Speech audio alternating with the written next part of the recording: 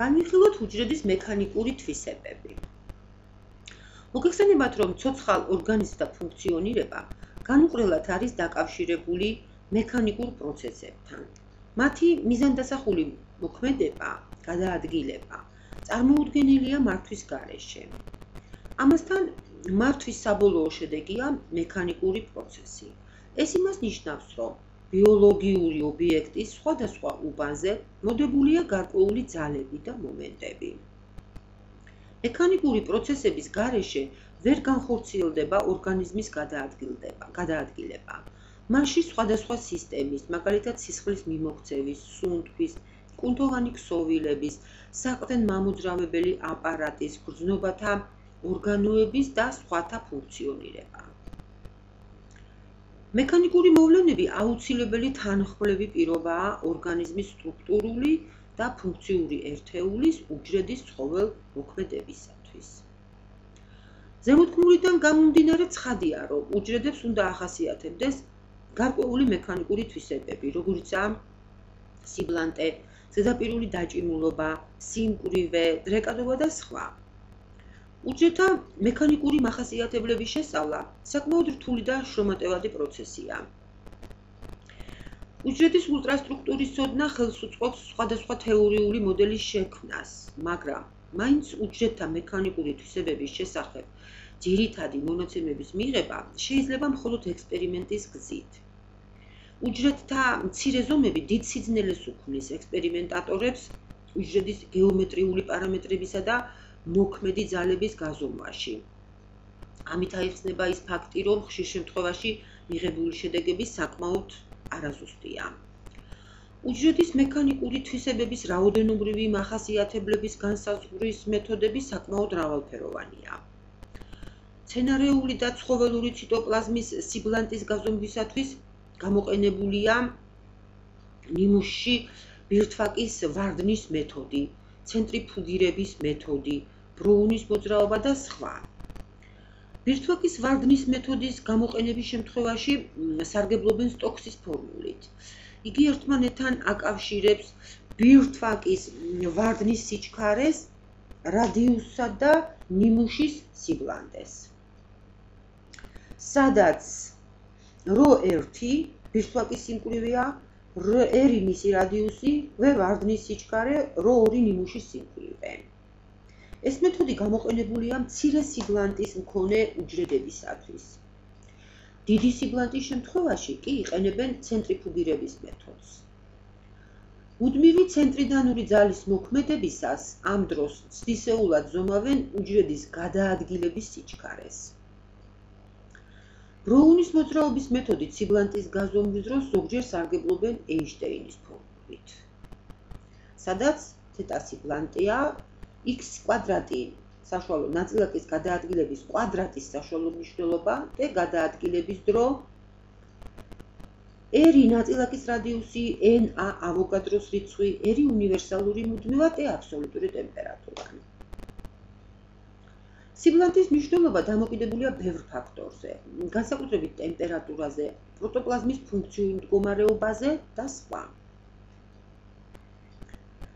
უჯრედის ერთ-ერთი ენერგეტიკული მახასიათებელია ზედაპირული დაჭიმულობა. რიცხობრივად იგი ორი გარემოს გამყოფი ზედაპირის სიგრძის ერთეულზე მოქმედი ძალის ტოლია. იმის გამო, რომ გამყოფ საზღვარზე მოლეკულათა შორისი მიზიდულობისა და განზიდულობის ძალები არ აკომპენსირებს ერთმანეთს, ამ დროს წარმოქმნილი თავისუფალი ენერგია იწვევს გამყოფი ზედაპირის ფართობის შემცირებას. თუ ზედაპირი ჩაკეტილი არ არის, იზოტროპული დაჭიმულობა ზედაპირის ფართობზე იქნება დამოკიდებული. სხვა სურათთან გვაქვს საქმე ჩაკეტილი ზედაპირის შემთხვევაში. მაგალითად, ბიოლოგიური მემბრანის ზედაპირის იზოტროპული დაჭიმულობა დამოკიდებულია ზედაპირის ფართობის ცვლილებაზე. ზედაპირული დაჭიმულობის სიდიდეზე გავლენას ახდენს ასევე ტემპერატურა, ზედაპირული სიმკვრივე, სასაზღვრო არეში გახსნილი ქიმიური ნაერთები და სხვა. ამიტომ ბუნებრივია, რომ ცდისეულად მიღებული რიცხვითი მნიშვნელობანი ხშირ შემთხვევაში ერთმანეთისგან განსხვავდება. დღეისათვის ზედაპირული დაჭიმულობის გაზომვისათვის საკმაოდ ბევრი მეთოდია შემუშავებული. ერთ-ერთი მეთოდის არსი შემდეგში მდგომარეობს. უჯრედს ზემოდან ადებენ განსაზღვრული მასის ოქროს ან სხვა ლითონის ფირფიტას. მემბრანა ლანტიდრეკადი თვისების გამო ჩაიზნიქება. რაც მეტია ჩაზნექა, მით ნაკლებია ზედაპირული დაჭიმულობა. გამოთვლისათვის იყენებენ შემდეგ ფორმულას. ალფა უდრის P გამრავლებული R + R მეორე შეფარდებული 4-თან. სადაც ალფა ზედაპირული დაჭიმულობაა, R1 მაქსიმალური რადიუსი, R2 დეფორმირებული უჯრედის რადიუსი, P უდრის M-ზე შეფარდებული S-თან, ხოლო S-ი ფირფიტის უჯრედთან შეხების ფართობი, რომელიც ცდისეულად განისაზღვრება. აღწერილი მეთოდის მოდიფიკაცია ლითონის ორი ფირფიტის ზედაპირებს შორის უჯრედის შეკუმშვის მეთოდია. ბოლო ხანებში წარმატებით იყენებენ მიკროპიპეტით უჯრედის შეწოვის მეთოდს, პატარა მაგნიტური ნაწილაკით უჯრედის ზედაპირის წანაცვლების მეთოდს და სხვა. უჯრედის სიმკვრივის გაზომვისათვის იყენებენ პიკნომეტრიის მეთოდს. სიმკვრივეს განსაზღვრავენ ასევე ინდიფერენტულ სითხეში უჯრედთა დალექვის სიჩქარის მეთოდით. სტოქსის კანონიდან გამომდინარე ფორმულას სიმკვრივისთვის ასეთი სახე აქვს. სადაც თეთა სითხის სიბლანტეა, V მიკროსკოპით გაზომილი უჯრედის ვარდნის სიჩქარე, R მისი რადიუსი, G თავისუფალი ვარდნის აჩქარება, ხოლო რ1 სითხის სიმკვრივე. დღეისათვის უჯრედთა მექანიკური თვისებები ყველაზე უფრო სრულად შესწავლილია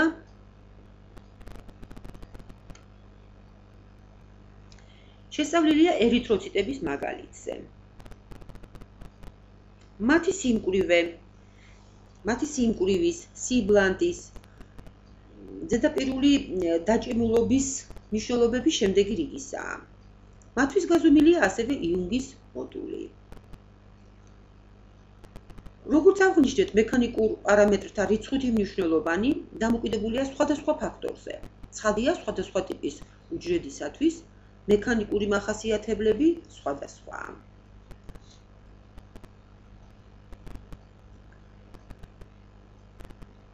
ეხლა განვიხილოთ ცოცხალ უჯრედთა ელექტროგამტარობა.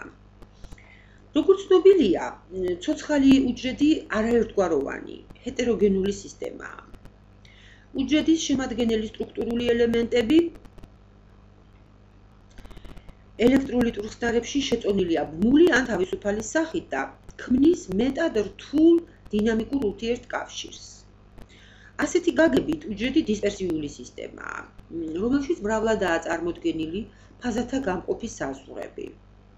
სტრუქტურული აგებულების ასეთი სირთულის გამო ცოცხალ უჯრედთა ელექტროგამტარობის მექანიზმი მეტად რთულია და დღეისათვის საბოლოოდ არ არის გამოკვლეული. მკვლევართა უმრავლესობის აზრით ცოცხალ ქსოვილებს ახასიათებს მხოლოდ აქტიური, ომური და რეაქტიული, ანუ ტევადური წინახობა. მათ პასიურ ელექტრულ პარამეტრებს უწოდებენ. მკვლევართა მიერ შემოღებულია უჯრედის და საერთოდ ცოცხალ ქსოვილთა ექვივალენტურ ელექტრულ სქემათა მრავალი სხვადასხვა ნიმუში. ისინი ერთმანეთისაგან განსხვავდებიან წინაღობისა და ტევადობის შეერთების სხვადასხვა კომბინაციით. უმარტივეს შემთხვევაში უჯრედის მემბრანა შეიძლება წარმოვიდგინოთ როგორც ორშრიანი ცილა ლიპიდი დიელექტრიკი, რომელშიც შრეები მიმდევრობით არის შეერთებული. ასეთი დაშვებით მემბრანის ექვივალენტური ელექტრული სქემა შეიძლება წარმოვადგინოთ შემდეგი სახით. უჯრედის ომური წინაღობისა და ტევადობის სიდიდე მნიშვნელოვნად არის დამოკიდებული მემბრანის ფუნქციურ მდგომარეობაზე. მემბრანის წინაღობა დაახლოებით 1000 ომი სანტიმეტრ-კვადრატზეა, ხოლო ტევადობა 1 მიკროფარადი სანტიმეტრ-კვადრატზე რიგისაა. მემბრანის ფიზიკურ-ქიმიური ან ფუნქციური მახასიათებლების ნებისმიერი ცვლილება იწვევს უჯრედის პასიური ელექტრული პარამეტრების წინაღობისა და ტევადობის ცვლილებას, რაც თავისთავად, ცხადია, იწვევს უჯრედის ელექტროგამტარობის შეცვლას.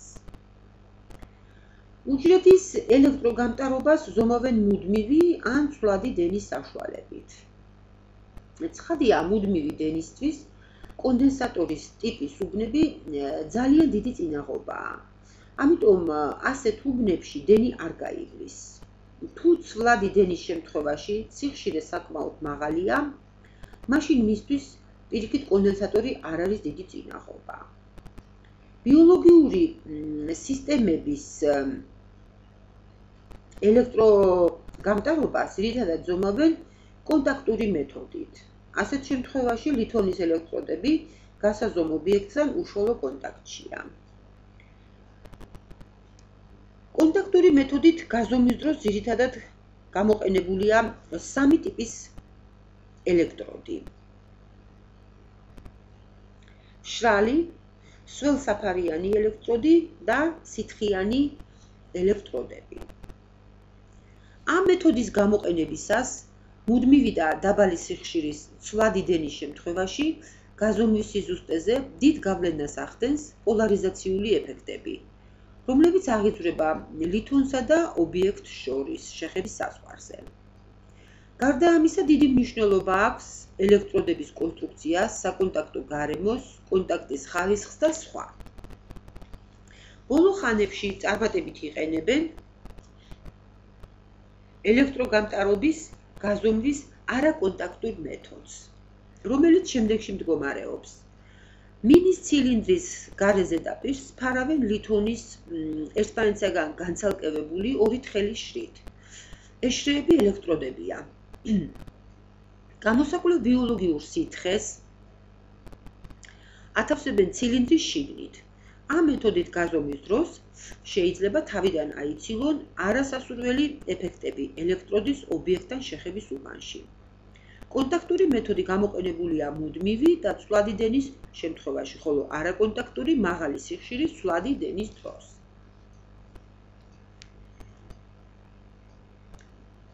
განვიხილოთ უჯრედთა ელექტროგამტარობა მუდმივი დენის შემთხვევაში. მწერეთის უბნისათვის ომის კანონი თანახმად გამტარში გამოვალი დენი გამტარის ბოლოებზე არსებული ძაბვის პროპორციულია.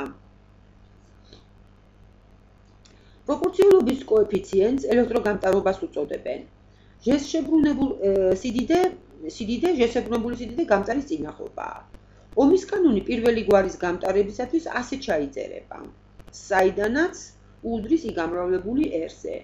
ამ ფორმულიდან გამომდინარე, თუ გამტარის ბოლოებს შორის პოტენციალთა სხვაობა, ესე იგი ძაბვა არ იცვლება, არც დენის ძალა უნდა იცვლებოდეს. როგორც გამოკვლევებმა ცხადყო, ომის კანონი ასეთი სახით მეორე დენის გამტარებისა და ბიოლოგიური ობიექტებისათვის არ არის მართებული. ამ შემთხვევაში უცვლელი გარეშე ძაბვის დროს დენი მუდმივი არ რჩება. დენის ძალა კლებულობს და მხოლოდ გარკვეული დროის შემდეგ აღწევს მუდმივ მნიშვნელობას. ეს ფაქტი პოლარიზაციული მოვლენებით აიხსნება. მუდმივი დენის გავლის დროს სისტემაში აღიძვრება ელექტრომამოძრავებელი ძალა, რომელიც გარეშეველის საწინააღმდეგოდ არის მიმართული. მას პოლარიზაციის ელექტრომამოძრავებელ ძალას უწოდებენ. ომის კანონს ამ შემთხვევაში ასეთი სახე აქვს, სადაც εp დროის ფუნქციაა და იგი პოლარიზაციის ელექტრომამოძრავებელი ძალაა. პოლარიზაციის ელექტრომამოძრავებელი ძალის წარმოშობა შეიძლება შემდეგნაირად ავხსნათ. გარეშეველის ზემოქმედებით ხდება თავისუფალი და ბმული მუხტების ისეთი გადანაწილება, რომელიც იწვევს გარეშეველის საწინააღმდეგოდ მიმართული ელექტრომამოძრავებელი ძალის წარმოშობას. სიცხადისათვის შეიძლება მოვიყვანოთ ასეთი მაგალითი. ვთქვათ, გამოსაკვლევი ობიექტი შეიცავს პოლარულ მოლეკულებს. გარეშე ელექტრულ ველში ასეთი მოლეკულები შემოbrunდება და ორიენტირდება სრულიად გარკვეული მიმართულებით. დიპოლური მოლეკულების ორიენტაციის შედეგად აღძრული E დაძაბულობის ვექტორი გარეშე E0 დაძაბულობის საწინააღმდეგოდ არის მიმართული და ამცირებს მას. ასეთი სახის პოლარიზაციას დიპოლურ პოლარიზაციას უწოდებენ. იგი ახასიათებს ისეთ ნივთიერებას, რომლის მოლეკულებს აქვს დიდი დიპოლური მომენტი. მაგალითად, წყალს, სპირტს, მაკრომოლეკულათა ხსნარებს და სხვა. მოლეკულების შემოbrunების დროს, რომელიც საჭიროა პოლარიზაციის მაქსიმალური ელექტრომამოძრავებელი ძალის წარმოშობისათვის, რელაქსაციის დროს უწოდებენ. იგი დამოკიდებულია მოლეკულათა ზომებზე, სიბლანტეზე, ტემპერატურაზე და სხვა. სტოქსის ფორმულის თანახმად, დიპოლური რელაქსაციის დრო გამოისახება შემდეგი ფორმულით, სადაც θ სიბლანტეა, R და დიპოლის საშუალო რადიუსი, K ბოლცმანის მუდმივა, T აბსოლუტური ტემპერატურა, დიპოლური პოლარიზაციის რელაქსაციის დრო ცვალებადობს საკმაოდ დიდ ფარგლებში 10-6-დან 10-12 წამამდე. ცნობილია პოლარიზაციის სხვა სახეებიც: ელექტრონული, იონური, მაკროსტრუქტურული, ზედაპირული და ელექტროლიტური პოლარიზაცია. ყველაზე მცირე რელაქსაციის დრო 10-16-დან 10-14 წამი აქვს ელექტრონულ პოლარიზაციას, რომელიც გამოწვეულია ელექტრონის ორბიტის წანაცვლებით დადებითად დამუხტული ბირთვის მიმართ. ამ დროს ინდუცირებული დიპოლები წარმოიქმნება გარეშე ველის ზემოქმედებით. იონური პოლარიზაციის დროს ხდება იონების წანაცვლება კრისტალური მესრის მიმართ. ამის შედეგად აღიძვრება დიპოლური მომენტი და პოლარიზაციის ელექტრომამოძრავებელი ძალა. რელაქსაციის დრო 10-14-დან 10-12 წამის ფარგლებში იცვლება. მაკროსტრუქტურული პოლარიზაცია ვლინდება უჯრედის მთელ მოცულობაში. იგი გამოწვეულია უჯრედის ჰეტეროგენულობით. სხვადასხვა გამტარობის უბნების არსებობა იწვევს თავისუფალი მუხტების დაგროვებას ფაზათა გამყოფ საზღვრებზე. ამის შედეგად გამტარი უბანი ემსგავსება გიგანტურ პოლარიზებულ მოლეკულას გარკვეული დიპოლური მომენტით. რელაქსაციის დრო 10-12-დან 10-13 წამის ფარგლებში იცვლება. ზედაპირული პოლარიზაცია აღიძვრება ისეთ ზედაპირებზე, რომელთაც ორმაგი ელექტრული შრე აქვს. გარეშე ველის მოქმედებით მასში მუხტები გადანაწილდება და დიპოლური მომენტი იქმნება. ელექტროლიტური პოლარიზაცია ვლინდება ხსნარში ჩაშვებულ ელექტროდებს შორის დენის გატარების დროს. ორმაგი ელექტრული შრის დიფუზურ უბანში იონები გადანაწილდება. კათოდის არეში კათიონების კონცენტრაცია მატულობს, ხოლო ანოდის უბანში მცირდება. პოლარიზაციის ელექტრომამოძრავებელი ძალა ამ დროს გამოითვლება შემდეგი ფორმულით. სადაც α1 იონთა აქტივობაა კათოდის ახლო უბანში, α2 ანოდის მიმდებარე უბანში, R უნივერსალური მუდმივა, T აბსოლუტური ტემპერატურა, N ვალენტობა, F ფარადეის მუდმივა. რელაქსაციის დრო კი იცვლება 10-4-დან 10-2 წამის ფარგლებში. ბიოლოგიურ ობიექტებში ვლინდება ზემოთ ჩამოთვლილი ყველა სახის პოლარიზაცია. ამა თუ იმ ფორმით, ნებისმიერი სახის პოლარიზაცია ამცირებს გარეშე ელექტრული ველის დაძაბულობას. ამიტომ ელექტრული ველის დაძაბულობა ნივთიერებაში ყოველთვის ვაკუუმში ენურ დაძაბულობაზე ნაკლებია. როგორც ვიცი, დიელექტრიკული შეღწევადობა უდრის ენური შეფარდებული S-თან. დიელექტრიკული შეღწევადობის მიხედვით შეგვიძლია შევაფასოთ გამოსაკვლევ ობიექტში პოლარიზაციული ეფექტების სიდიდე. ახლა ვნახოთ უჯრედთა ელექტროგამტარობა ცვლადი დენის დროს და განვიხილოთ იმპედანსის დისპერსია. ცვლადი დენის საშუალებით ელექტროგამტარობის გაზომვის დროს მარტო ომური წინაღობით ვერ შემოვიფარგლებით. როგორც აღვნიშნეთ, ბიოლოგიურ სისტემას ახასიათებს სხვადასხვა გამტარობის უბნები, რაც იწვევს მათში დენის გავლისას, მუხტების დაგროვებას, სხვანაირად რომ ვთქვათ, კონდენსატორული ტიპის უბნები წარმოიქმნება. ელექტროგამტარობის გაზომვის დროს, რომ მივიღოთ უფრო სრული ინფორმაცია, საჭიროა გარდაომური წინაღობისა, მტევადური წინაღობაც გავსაძლოთ. მტევადური წინაღობა RC გამოითვლება შემდეგი ფორმულით: ერთი შეფარდებული ომეგა C-თან, სადაც ციკლური სიხშირე უდრის 2π-ის, ხოლო φ ცვლადი დენის სიხშირეა. ცნობილია, რომ კონდენსატორი ცვლადი დენისთვის მუდმივისაგან განსხვავებით დიდი წინაღობა არ არის. ამიტომ ცვლადი დენის შემთხვევაში ბიოლოგიური ობიექტის ელექტროგამტარობის გაზომვით შეგვიძლია უფრო მდიდარი ინფორმაციის მიღება. ცვლადი დენის დროს ობიექტის წინაღობა შედგება ორი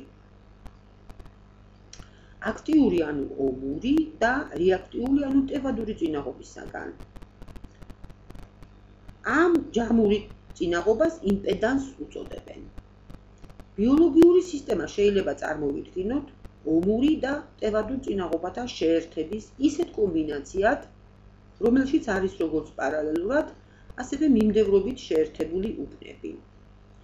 ერთდაცეს მიმდევრობით შეერთებისას იმპედანსი ასე გამოითვლება, ხოლო პარალელური შეერთებისას ასე. ტევადობა C სტატიკური და პოლარიზაციული ტევადობების ჯამია.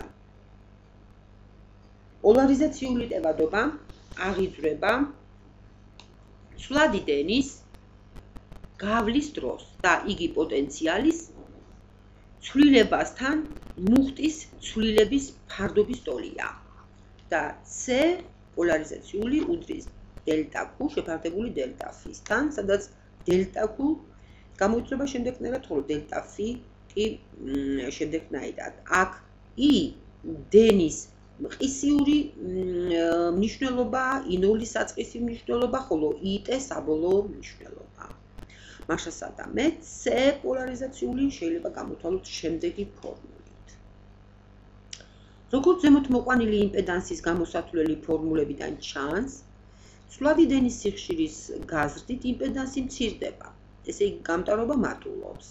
ეს იმით არის გამოწვეული, რომ სიხშირის ზრდასთან ერთად მცირდება ტევადური წინაღობა. მეორე მხრივ პოლარიზაციული ეფექტის სიდიდე დამოკიდებულია ცვლადი დენის სიხშირეზე.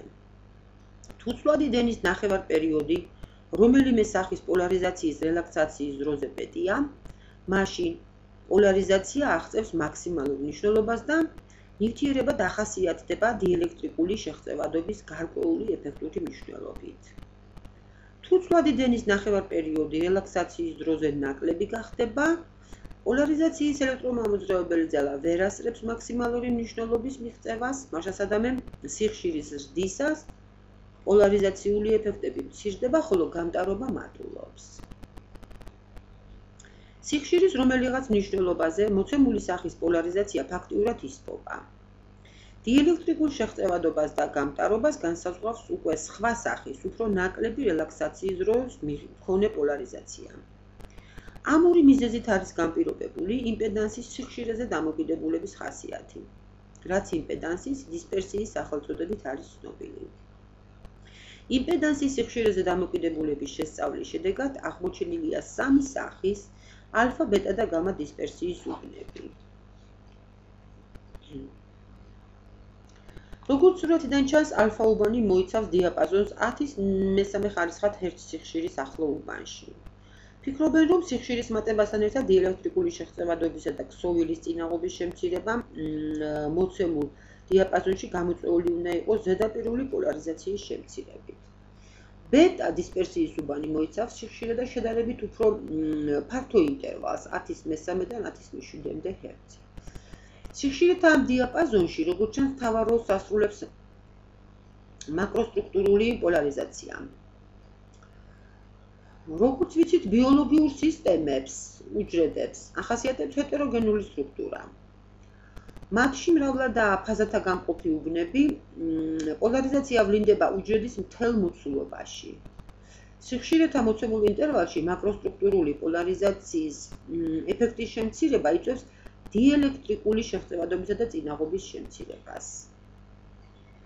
გამა დისპერსია თავს იჩენს უფრო მაღალ სიხშირეზე, დაახლოებით 10-ის მერვე ჰერცზე მეტ სიხშირეზე. სიხშირის ამ ინტერვალში მკვეთრად მცირდება პოლარიზაციული ეფექტი, რომელიც ძირითადად გამოწვეულია წყლის დიპოლური მოლეკულებით. 10-ის მეათე ხარისხად ჰერცს სიხშირეებზე წყლის მოლეკულებით მეტ სიხშირეებზე წყლის მოლეკულებით გამოწვეული პოლარიზაციის ეფექტი საერთოდ ქრება. სისტემაში ვლინდება მხოლოდ ყველაზე მცირე რელაქსაციის დროის მქონე პოლარიზაცია, როგორიცაა იონური და ელექტრონული პოლარიზაცია. მათ მიერ გამოწვეული პოლარიზაციული ეფექტები მცირეა. ეხლა ვნახოთ ბიოლოგიურ ობიექტთა ფუნქციური მდგომარეობის შეფასება პასიური ელექტრული პარამეტრების მიხედვით. როგორ ხდება? ელექტროგამტარობის გაზომვის მეთოდი ბიოლოგიასა და მედიცინაში გამოყენებულია ერთი მხრივ ცოცხალ სისტემათა ელექტროფიზიკური მახასიათებლების შესასწავლად, მეორე მხრივ კი მათი ფუნქციური მდგომარეობის შეფასებისათვის. ცოცხალ ობიექტთა ელექტრული პარამეტრების მნიშვნელობა არსებითად არის დამოკიდებული სხვადასხვა ფაქტორზე. მაგალითად, ადამიანის კანის ელექტროგამტარობა იცვლება მეტეოროლოგიური ფაქტორების, ტემპერატურის, წნევის, ტენიანობისა და სხვათა შეცვლის დროს. მათი მნიშვნელობა ასევე არსებითად არის დამოკიდებული ობიექტის ფუნქციურ მდგომარეობაზე. ბიოლოგიური ობიექტები, როგორც ცნობილია, ჰეტეროგენული დისპერსიული სისტემებია, მკვეთრად გამოხატული დიდი რიცხვის ფაზათა გამყოფის საზღვრებით. ჯამური წინაღობის სიდიდე განისაზღვრება უჯრედის შიგნითა და უჯრედშორისი გარემოს გამტარობით. იონურ გამტარობაზე პასუხისმგებელია ძირითადად უჯრედშორისი და უჯრედშიგა ელექტროლიტური სისტემები. რეაქტიული მდგენელი სიდიდეს კი განსაზღვრავს მემბრანული და სხვა დიელექტრიკული ტიპის სტრუქტურული წარმონაქმნები. ბიოლოგიური ობიექტის წინაღობის სიხშირეზე დამოკიდებულების ხასიათს მისი ფუნქციური მდგომარეობა განსაზღვრავს. იმის მიხედვით, თუ სტრუქტურული ორგანიზაციის რომელ დონეზეა ცვლილება, დისპერსიის მიღწეv ვლინდება ალფა, ბეტა და გამა უბნების მაქსიმუმის შესაბამისი სიხშირული წანაცვლება ან მათი გაქრობა საერთოდ. ცდებით დადგენილია, რომ ელექტროგამტარობის დისპერსია ქსოვილთა კვდომის პროცესში თანდათან მცირდება. მახასიათებელი პოლარიზაციული ეფექტები და ელექტროგამტარობის დისპერსია მხოლოდ ცოცხალი ობიექტებისთვის არის დამახასიათებელი. სურათიდან ნათლად ჩანს, რომ მკვდარი ქსოვილის წინაღობა სიხშირეზე არ არის დამოკიდებული. მეოთხე გრაფიკი. სიხშირეთა ფართო დიაპაზონში დისპერსიის მრუდის მიღება ტექნიკურად საკმაოდ ძნელია. სამაგიეროდ იგი გაცილებით მეტ ინფორმაციას გვაძლევს ობიექტის ფუნქციურ მდგომარეობაზე. საბჭოთა მეცნიერმა ტავსოვმა ქსოვილთა ცხოველქმედების შესაფასებლად შემოიღო სიდიდე, რომელიც განისაზღვრება დაბალ და მაღალ სიხშირეებზე გაზომილი წინაღობების ფარდობით. მას პოლარიზაციის კოეფიციენტს უწოდებენ და გამოითვლება შემდეგნაირად: კაუდრის R10 ჰერც სიხშირეზე შეფარდებული R10 ჰერც სიხშირეზე. მრიცხველი 10 ჰერცზე გაზომილი წინაღობის სიდიდეა, ხოლო მნიშვნელი წინაღობის მნიშვნელობა 10 ჰერცზე. ბიოლოგიურ ობიექტთა უმეტესობას მაქსიმალური ელექტროგამტარობა ახასიათებს 10 ხარისხად ჰერცზე, თუმცა ზოგიერთი უჯრედისა და ქსოვილისთვის მაქსიმუმი გაცილებით უფრო მაღალი სიხშირისაკენ არის წანაცვლებული. ამიტომ ზოგჯერ 10 ჰერცის მაგივრად იყენებენ გაცილებით მაღალ სიხშირეს. ნორმალური ქსოვილისათვის კას მნიშვნელობა ყოველთვის მუდმივია და ერთზე მეტია. ამასთან, განვითარების რაც უფრო მაღალ საფეხურზეა ორგანიზმი, ეს განსხვავება მით უფრო მეტია. მაგალითად, ძუძუმწოვარი ცხოველების ღვიძლის K პოლარიზაციის კოეფიციენტი 9-ია, ხოლო იმავე შემთხვევაში ბაყაყისთვის 2-3. კას მნიშვნელობა დამოკიდებულია აგრეთვე ქსოვილში ნივთიერებათა ცვლის ინტენსივობაზე. ღვიძლისა და ელენთისათვის კას მნიშვნელობა უფრო მეტია ვიდრე სხვა ორგანოებისათვის. ქსოვილის კვდომის პროცესში კას მნიშვნელობა თანდათან ერთს უახლოვდება. სურათზე R 10 ხარისხად ჰერცზე უდრის 2500, ხოლო R 10 ხარისხად ჰერცზე 500 ომს. ამ ეფექტში ძირითად როლს ასრულებს წინაღობის შემცირება დაბალ სიხშირეზე. მაღალ სიხშირეზე წინაღობა პრაქტიკულად უცვლელია. მეტად საინტერესოა ის ფაქტი, რომ დაბალ სიხშირული წინაღობის შემცირება იწყება უჯრედთა ფუნქციური მდგომარეობის ცვლილების ადრეულ სტადიებზე. ბიოლოგიურ ობიექტთა ცხოველქმედების შესაფასებლად იყენებენ აგრეთვე დიელექტრიკული დანაკარგის კუთხის ტანგენს, როგორც ცნობილია, თუ წრედი შეიცავს მხოლოდ ომურწინაღობას, დენისა და ძაბვის ცვლილება ერთმანეთს თანხვდება ფაზით და ამ დროს ფაზათა წანაცვლების კუთხე ნულის ტოლია. ტევადური წინაღობის შემთხვევაში ცვლადი დენის ძალასა და ელექტრომამოძრავებელ ძალას შორის ფაზათა წანაცვლება 90 გრადუსის ტოლია. ბიოლოგიური სისტემები, როგორც ვიცით, შეიცავს როგორც ომურ, ასევე ტევადურ უბნებსაც. ფაზათა წანაცვლების კუთხე, რომელიც ომური და ტევადური წინაღობის ფარდობით განისაზღვრება, მათთვის საკმაოდ დიდია. ეს იმაზე მიუთითებს, რომ ჯამურ წინაღობაში ტევადური წინაღობის წილი საკმაოდ მაღალია. კუთხეს, რომელიც ფაზათა წანაცვლების კუთხეს ავსებს 90 გრადუსამდე, დიელექტრიკული დანაკარგის კუთხეს უწოდებენ. ფაზათა წანაცვლების კუთხე მიმდევრობით შეერთების დროს გამოითვლება შემდეგი ფორმულით. ხოლო პარალელური შეერთების შემთხვევაში კი შემდეგნაირად. ელექტროგამტარობის დისპერსიის ხასიათს, პოლარიზაციის კოეფიციენტსა და დიელექტრიკული დანაკარგის კუთხის სიდიდეს, როგორც ხედავთ, განსაზღვრავს ომური და ტევადური შემადგენელის თანაფარდობა. მათი რიცხვითი მნიშვნელობა და განსაკუთრებით რეაქტიული შემადგენელის სიდიდე არსებითად დამოკიდებულია დიელექტრიკული ტიპის და უპირველესად მემბრანული სტრუქტურების მდგომარეობაზე. ამიტომ ნებისმიერი ფიზიკურ-ქიმიური და ფუნქციური ხასიათის ცვლილებები იწვევს მათი ელექტრული მახასიათებლების შეცვლას.